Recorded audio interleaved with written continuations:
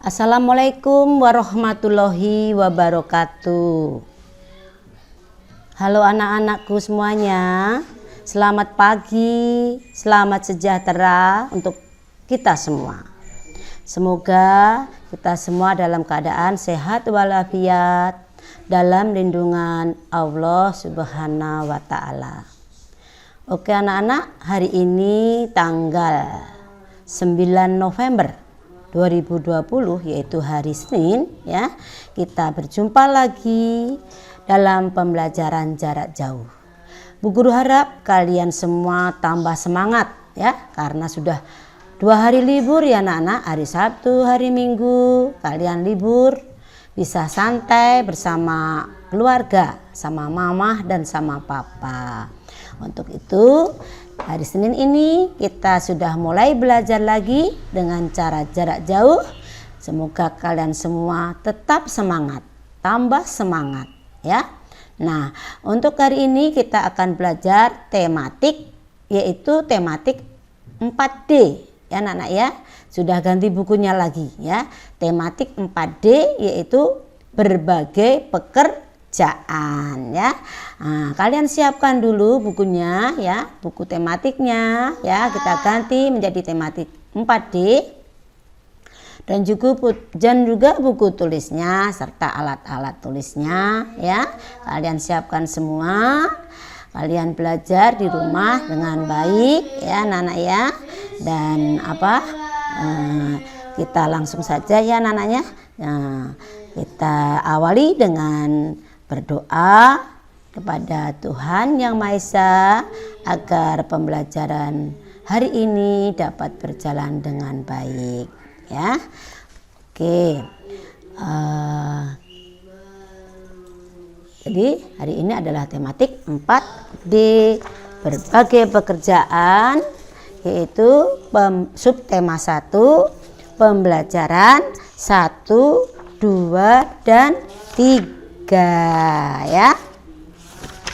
Buka dulu halaman pertama ya anak-anak ya, halaman 2 ya anak-anak ya. Nah, kita buka ya, kita lanjutkan. Oke, subtema 1 yaitu jenis-jenis pekerjaan ya. Jenis-jenis pekerjaan. Kamu lihat gambar di sini nih. Ada gambar keragaman ya. Ada banyak jenis pekerjaan di sekitar kita ya, di sekitar kita, di lingkungan kita. Itu banyak jenis-jenis pekerjaan ya. Keragaman jenis pekerjaan di sekitar kita akan semakin memperkokoh persatuan bangsa. Nah, coba kamu lihat nih, ada Pak Dokter ya, ada pilot, ada juga ini apanya nak, pemadam ya. Ini pemadam, perawat. Ini aja orang seniman ya. Nah, ini semuanya adalah jenis-jenis pekerjaan. Semua bekerja untuk apa? Untuk memenuhi kebutuhan hidupnya ya. Ini biasanya adanya di perkotaan ya anak-anak ya. Ada dokter, ada pilot, dinas kebakaran, perawat dan juga seniman ya. Oke, semuanya pekerjaan ini sangat mulia ya. Oke, kita lanjutkan. Nah, keadaan alam di sekitar kita ya. Banyak jenisnya, antara lain dataran tinggi, dataran rendah dan juga pantai ya. Ini orang yang bekerja sebagai nelayan ya, adanya di pantai. Ini apa anak-anak? Ini dataran tinggi ya. Ini biasanya ditanami dengan pohon teh ya. Kenapa? Karena udaranya semakin tinggi semakin dingin. Oke, kita lanjutkan. Jenis pekerjaan sesuai tempat tinggal masyarakat. Nah, di sini ada beberapa gambar ya. Jenis pekerjaan di dataran tinggi. Nah, ini orang-orang yang berada di sekitar daratan tinggi kebanyakan pekerjaannya ya adalah berkebun teh. Kenapa? Karena keadaan alamnya sangat cocok untuk berkebun teh ya. Ini adalah jenis pekerjaan di dataran tinggi ya. Yang kedua, jenis pekerjaan di dataran rendah. Nah, kamu lihat bertani padi ya. Karena bertani padi itu bisa hidup di dataran rendah. Karena padi memerlukan air ya. Di dataran rendah masih dapat air ya anak-anaknya. Kan air selalu mengalir ke tempat yang lebih rendah. Maka bertani padi itu sangat cocok di dataran rendah ya, yang banyak airnya. Oke, yang ketiga yaitu jenis pekerjaan di daerah pantai. Nah, ini contohnya mencari ikan di laut. Ini orang-orang yang bertempat tinggalnya di pantai, kebanyakan mata pencariannya atau pekerjaannya adalah mencari ikan ya. Ini dengan menggunakan jala ya. Dia pergi ke laut mencari ikan ya. Nanti ikannya dijual ya untuk memenuhi kebutuhan setiap harinya. Sama dengan bertani, sama dengan berkebun. Karena mereka hidupnya benteng alamnya berbeda-beda. Kalau ini di dataran tinggi, kalau bertani di dataran rendah, sedangkan nelayan atau mencari ikan tinggalnya ada di sekitar pantai. Oke, kita lanjutkan. Nah, coba perhatikan, dengarkan video ini. Contoh dataran tinggi ini, ya. Kamu perhatikan. Ini di Jawa Barat dimanfaatkan untuk perkebunan teh. Ya, perkebunan teh ini ya anak-anak ya. Nah, juga untuk budidaya apa ini anak-anak nih. Nah, kamu perhatikan ya.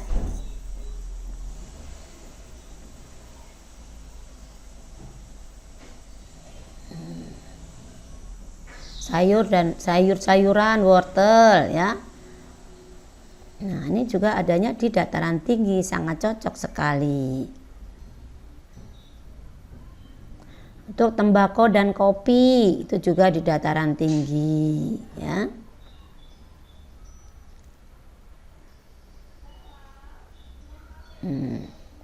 Nah, ini juga dataran tinggi untuk sebagai tempat peristirahatan karena udaranya dingin, maka orang kota banyak yang datangan. Oke, lanjut lagi, perhatikan. Nah, ini bentang alam dataran rendah dan pemanfaatannya. Coba perhatikan ya. Nah, tingginya di bawah 200 meter di atas permukaan air laut. Sebagai pertanian perkebunan ya. Nah, pohon pisang ini di dataran rendah, dibudidayakannya jagung dan lain-lain. Nah, untuk kota-kota besar itu biasanya berada di dataran rendah.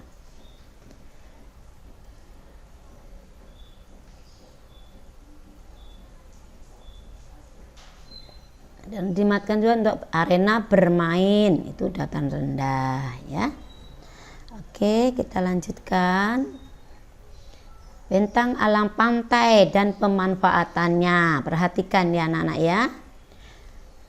Pantai itu adalah batas daratan dan lautan ya, biasanya berupa pasir. Untuk pariwisata ya. Sarana liburan ya. Dan banyak sekali manfaat pantai itu oleh nelayan untuk pelelangan ikan ya. Untuk menanam tanaman kelapa itu sangat cocok ya.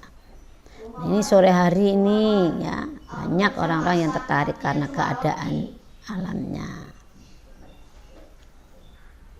Oke ya, itu kita lanjutkan.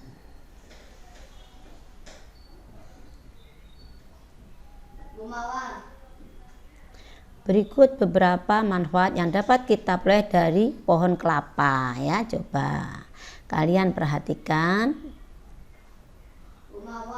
Nah, ini adalah gambar pohon kelapa ya. berikut beberapa manfaat yang dapat diperoleh dari pohon kelapa ya. Satu adalah sabut kelapa untuk keset dan sapu ya. Sabutnya, kulitnya adanya di kulit ya, di bawah ini, di bawah kulit luar ini ada sabutnya. Dapat digunakan untuk keset kaki, bersihin kaki, dan juga untuk sapu ya, bisa digunakannya. Lalu tempurung. Nah, tempurung kelapa. Untuk apa tempurung kelapa? Untuk bahan arang dan kerajinan tangan. Bahan arang ya. Kalau dulu waktu Bu Guru masih kecil, kalau mentrika itu menggunakan arang ya, arang yang dipanaskan ya. Itu buat setrika. Kalau sekarang sudah pakai listrik. Nah, arang bisa digunakan untuk siapa, Nana? Sate ya, bakar sate itu menggunakan arang juga ya. Yang ketiga yaitu daging buah ya. Daging buah kelapa digunakan untuk minyak kelapa, santan, dan juga kelapa parut kering. Yang keempat, air kelapa itu dapat dijadikan minuman ya, untuk coka atau nata de coco. Yang kelima, batang kelapa. Batang kelapa dapat dijadikan bahan bangunan untuk kerangka atau atap ya. Yang keenam, daunnya. Daun kelapa dapat dibuat untuk sapu dan barang anyaman. Sapunya itu lidinya maksudnya ya. Jadi di daun kelapa ya, itu ada lidinya kita ambil satu persatu lalu dikumpulkan ya, diikat sehingga menjadi sapu yang bisa untuk nyapu halaman kita ya. Itu dari daun kelapa. Bisa juga daun kelapa dianyam ya, dianyam ya, nanti untuk apa anak-anak, untuk kerajinan tangan ya. Yang ketujuh yaitu nira kelapa dapat dibuat sebagai gula merah. Jadi kalau nira kelapa itu diperoleh dari sini, dari tumbuhan ini. Jadi orang itu naik ke atas, manjat. Ya. Biasanya kalau niranya diambil itu tidak berbuah. Jadi yang diambil sarinya nih. Namanya nira kelapa. Nira kelapa tiap pagi diambil ya. Terus nanti dimasak sehingga menjadi gula merah. Ya, inilah manfaatnya pohon kelapa, dari mulai sabutnya ya, tempurungnya, daging buahnya, air kelapanya, batang kelapanya ya, daun kelapanya ya, nira kelapanya. Nah, itu semuanya bermanfaat untuk kita. Ini merupakan sumber daya alam yang dapat dimanfaatkan untuk kita semua. Oke, kita lanjutkan. Buah yang paling banyak digunakan oleh masyarakat untuk membuat minyak kelapa. Minyak kelapa dihasilkan dari daging buah kelapa. Ya. Minyak kelapa dapat digunakan sebagai obat, ya, obat gatal-gatal, obat anak-anak kecil biasanya menggunakan minyak kelapa. Lalu bahan baku kosmetik dan juga untuk minyak goreng ya, itu dari santannya ya. Nah, tahapan pembuatan minyak kelapa. Nah, coba kamu perhatikan. Tahapan pembuatan minyak kelapa. Pertama adalah kelapa. Biasanya kelapa yang sudah tua ya, kelapa yang sudah kering. Kelapa yang sudah tua itu nanti yang dapat dibuat untuk minyak kelapa. Kalau kelapa yang muda tidak ada minyaknya ya, ya. Kelapa yang sudah tua nih seperti ini. Ini kelapa yang sudah tua ya. Pengupasannya dibelah jadi dua, dikupas. Setelah itu lalu dijemur ya, kelapanya dijemur. Setelah dibelah jadi dua ya, dijemur. Udah dikupas ini anak-anak ya. Lalu setelah itu baru pengepresan kelapa ya, maka jadilah minyak kelapa. Nah, ini adalah ampas kelapanya ya. Inilah tahapan pembuat minyak kelapa. Jadi mulai dari kelapa yang sudah tua, lalu pengupasan ya, Ininya dikupas nih, kulitnya dengan dagingnya. Setelah dikupas lalu dijemur ya. Setelah jemur baru dipres ya, dipres. Ini namanya pengepresan kelapa. Hingga menghasilkan minyak kelapa. Ampasnya di sini ampasnya ya, ini ampas kelapa. Ini semuanya memerlukan pekerjaan manusia ya. Nah, orang-orang bekerja seperti ini. Oke, kita lanjutkan.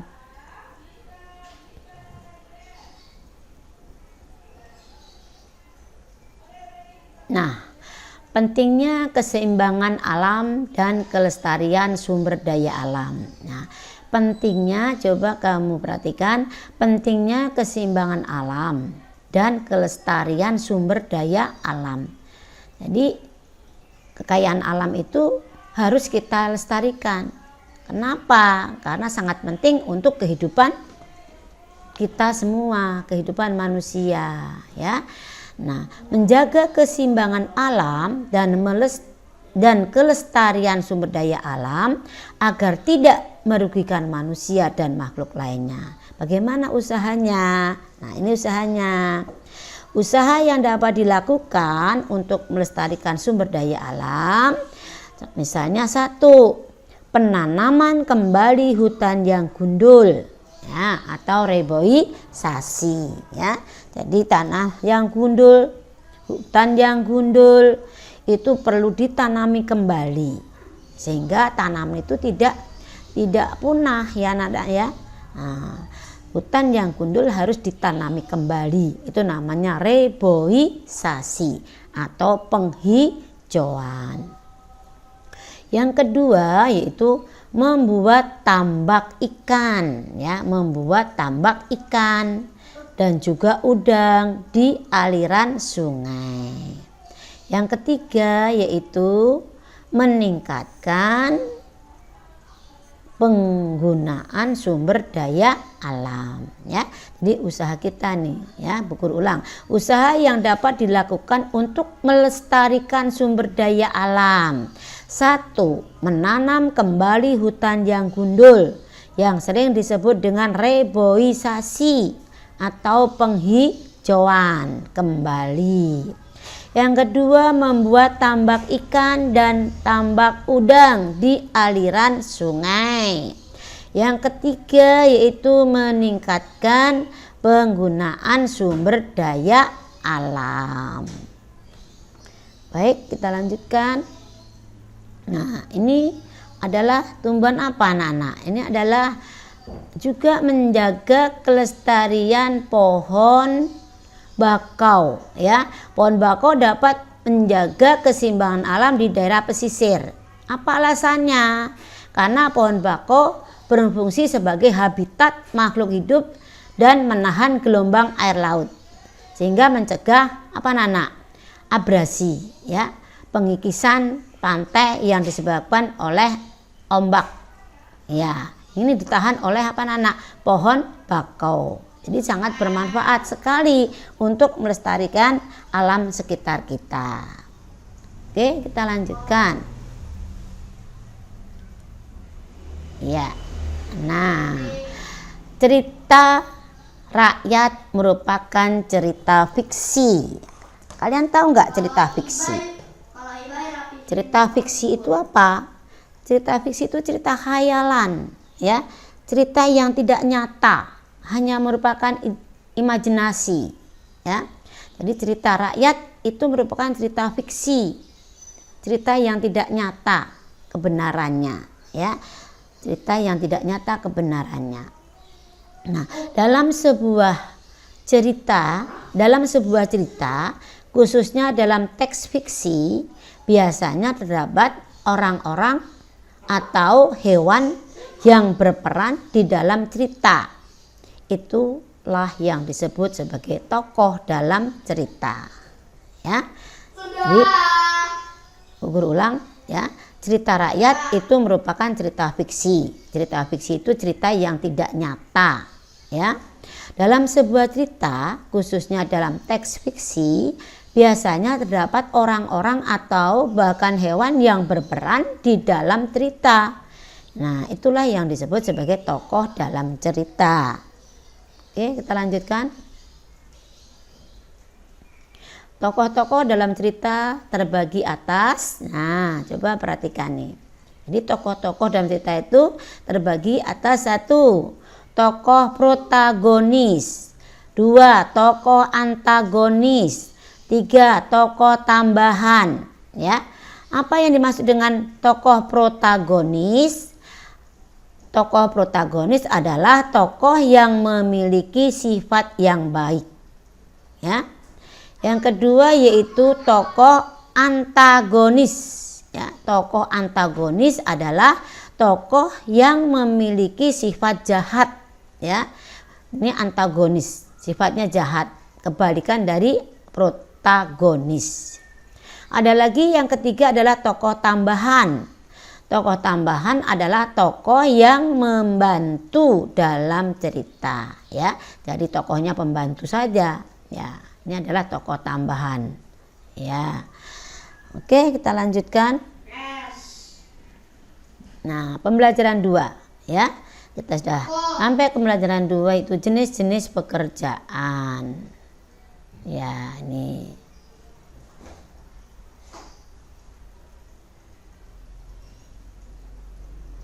Oke, jenis-jenis pekerjaan, ya. Nah, ini keragaman jenis pekerjaan di sekitar kita, ya. Ada yang dokter, ada yang pilot, ada yang pemadam kebakaran, ada yang perawat, bahkan ada yang menjadi seniman. Ini biasanya adalah jenis pekerjaan yang ada di sekitar kota, ya, di perkotaan. Nah, ini apa pekerjaan yang terlihat seperti gambar ini? Nah, ini orang yang sedang melukis bangunan, anak-anak, ya. Nah, pekerjaan pada gambar di samping ini adalah seorang arsitek, ya. Arsitek kerjaannya merancang bangunan.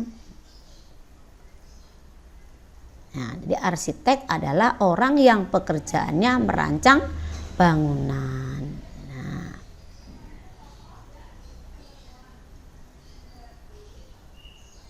Ini adalah contoh nih, contoh gambar kreasi menggunakan pensil warna. Nah, kalau kamu mempunyai cita-cita jadi arsitek, maka kalian harus rajin dari sekarang, ya, membuat gambar rumah maupun gambar bangunan, ya, gambar bangunan bertingkat dan sebagainya, ya, karena nanti kalau sudah menjadi arsitek itu pekerjaannya merancang bangunan maupun rumah, ya, anak-anak, ya. Oke, kita lanjutkan mendiskusikan contoh pengalaman sila pertama dalam kehidupan sehari-hari, ya. Memakai masker. Makna sila pertama Pancasila. Coba. Nah, ini adalah lambangnya. Kalian pasti sudah tahu. Bunyi sila pertama adalah ketuhanan yang Maha Esa, ya, dilambangkan dengan gambar bintang, ya. Sila pertama dilambangkan dengan gambar bintang.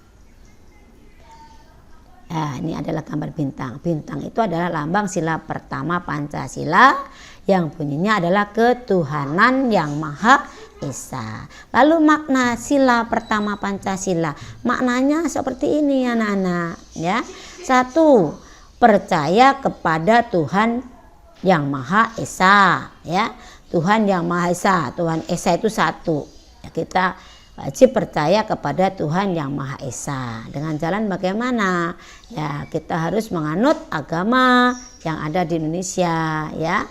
Kalian sudah belajar waktu itu, ya, ada Islam, Kristen Protestan, Kristen Katolik, Hindu, Buddha, Konghucu, ya. Nah, itu mengajarkan tentang agama kita yang selalu mengajarkan kebaikan kepada kita semua, ya. Kita harus percaya bahwa Tuhan itu Maha Esa, Tuhan itu hanya 1. Yang kedua, melaksanakan kewajiban kepada Tuhan yang Maha Esa. Jadi kita harus melaksanakan kewajiban-kewajiban kita. Kalau umat beragama Islam, banyak sekali kewajibannya, ya, sholat, puasa, zakat, dan selalu berbuat baik kepada sesama, ya. Begitu juga agama yang lain pasti mempunyai kewajiban kepada Tuhan Yang Maha Esa, ya. Yang ketiga yaitu saling menghormati antar umat beragama, ya.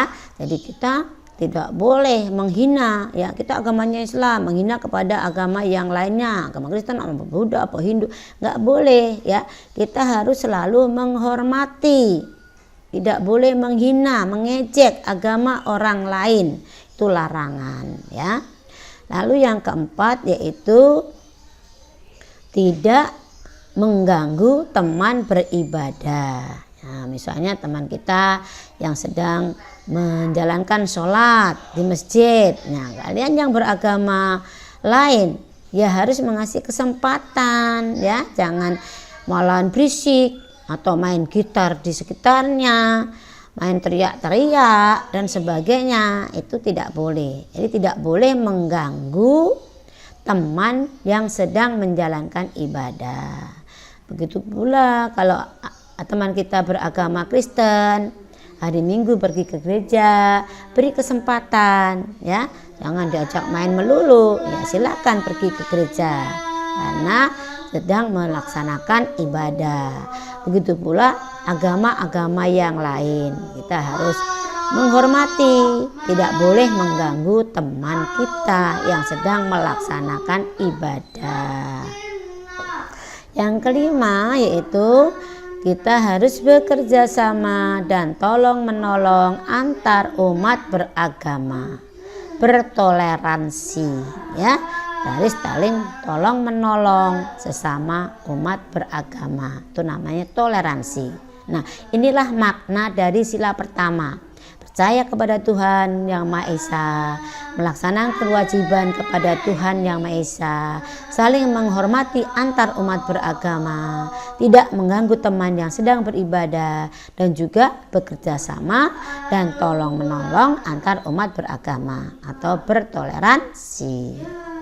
Baik ya anak-anak, ya, kita lanjutkan lagi. Oke, pembelajaran ketiga, ya. Nah, Indonesia kaya akan budaya, ya. Nah, ini adalah pencak silat,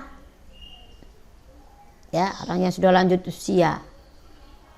Nah, karena pencak silat itu adalah salah satu kebudayaan Indonesia yang mendunia, ya. Sekarang sudah diakui oleh dunia bahwa pencak silat itu adalah budaya Indonesia, ya.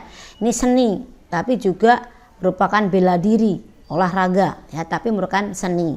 Nah, kita di Hang Tua 6 mempunyai kakak kelas kamu, kelas 5B. Nah, ini belajar pencak silat, bahkan sudah ikut lomba-lomba antar negara dan alhamdulillah mendapat juara, ya. Maka kita doakan, namanya kakak Alvin, ya. Kakak Alvin itu sudah mewakili, ya, mewakili kita semua, membawa nama baik SD Hang Tua 6, ya. Nah, oke, kita lanjutkan, ya. Jadi ini adalah merupakan pencak silat itu merupakan budaya asli Indonesia. Oke, lanjut. Indonesia akan budaya. Indonesia kaya akan budaya, ya, termasuk pencak silat.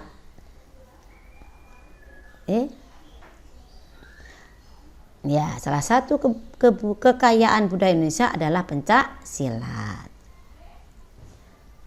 Menyebutkan kegiatan pelestarian sumber daya alam. Nah, ayo kita amati ya anak-anak, ya. Kita ulang. Menyebutkan kegiatan pelestarian sumber daya alam. Coba amati beberapa sumber daya alam di sekitarmu. Bagaimana cara menjaga sumber daya alam tersebut? Contohnya adalah sumber daya alam, ya, yang pertama, ya, sumber daya alam sungai. Nah, pertama sungai. Bagaimana melestarikan sumber daya alam sungai? Nah, contohnya seperti ini. Satu, tidak membuang sampah ke sungai, ya, tidak membuang sampah ke sungai. Dua, pembersihan dan pemeliharaan tumbuhan di sekitar sungai. Nih ya, ini contoh anak-anak melestarikan sumber daya alam, ya. Sungai juga termasuk sumber daya alam kita, ya, banyak manfaatnya, ya. Karena di dalam sungai itu ada ikan, ada juga sumber daya alam yang lain, ya. Nah, ini perlu kita lestarikan. Contoh kegiatannya, tidak membuang sampah ke sungai. Dua, pembersihan dan pemeliharaan tumbuhan di sekitar sungai. Contoh yang kedua adalah tanah, sumber daya alam tanah, ya. Itu contoh kegiatan pelestariannya adalah mengurangi penggunaan pupuk kimia. Yang kedua, tidak membuang, ya, bukan tidak membuah, tapi tidak membuang limbah pabrik langsung ke tanah, ya. Nah, ini ya, ini adalah sumber daya alam tanah, ya. Jadi kita harus menjaga kelestariannya. Contohnya bagaimana menjaganya? Itu mengurangi penggunaan pupuk kimia, tidak membuang limbah pabrik langsung ke tanah. Nanti bisa mencemari tanah, ya. Contoh yang ketiga yaitu sumber daya alam tumbuhan, ya. Bagaimana contoh pelestariannya? Contoh kegiatan pelestariannya, satu, melakukan penghijauan atau reboisasi, ya. Reboisasi adalah penanaman tanaman kembali pada daerah perbukitan yang sudah gundul, yang sudah tidak ada tumbuhannya, ya. Itulah contoh-contoh dalam melestarikan sumber daya alam. Oke, kita lanjutkan. Ya, begitulah anak-anak penjelasan Bu Guru pada tema 4D subtema 1, pembelajaran 1, 2, dan 3. Semoga bermanfaat untuk kalian semuanya. Selamat belajar.